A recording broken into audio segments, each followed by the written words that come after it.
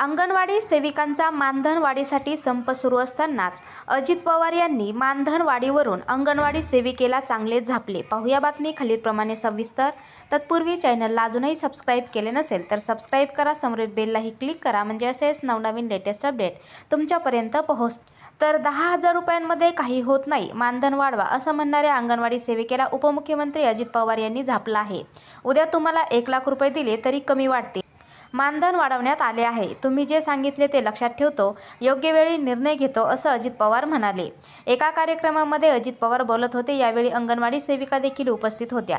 एक अंगणवाडी सेविका उभी राहिली आणि तिने आपली व्यथा मांडली। गेल्या 50 वर्षापासून ICDS योजना आहे, ग्राउंड लेवलची ही योजना आहे, पण यासाठी काम करणारी अंगणवाडी सेविका आज खुश नाही असं अंगणवाडी सेविका म्हणाली।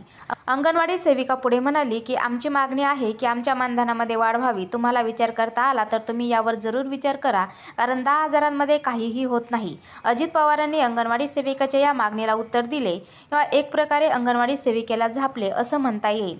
अजित पवार म्हणाले की ज्या वेळेस योजना आली तेव्हा मी आमदार होतो, तेव्हा 60 रुपये महिना मिळत होता, ते वाढवत आम्ही इथपर्यंत आणला आहे। ही केवळ राज्याची योजना नाही, याला केंद्राचा काही निधी असतो आणि राज्याचा काही निधी असतो। यामध्ये काम फक्त 5 तास असतं, म्हणजे तुम्ही अर्धवेळ काम करता, याचा अर्थ पूर्ण वेळेसाठी 20,000 दिल्यासारखं आहे। तुम्ही असेच म्हणत असाल तर उद्या तुम्ही म्हणाल की 1,00,000ने देखील काही होत नाही, ते मी हा विषय टाळतोय असं नाही। मागे आम्ही कोतवालाचं मानधन वाढवलं, पोलीस पाटलांचं वाढवलं, अंगणवाडी सेविकांचं वाढवलं आहे। तुम्ही सांगितलेलं आम्ही लक्षात ठेवतो आणि योग्य वेळी याबाबत निर्णय घेतो असं म्हणत अजित पवारांनी अंगणवाडी सेविकेला चोप दिला।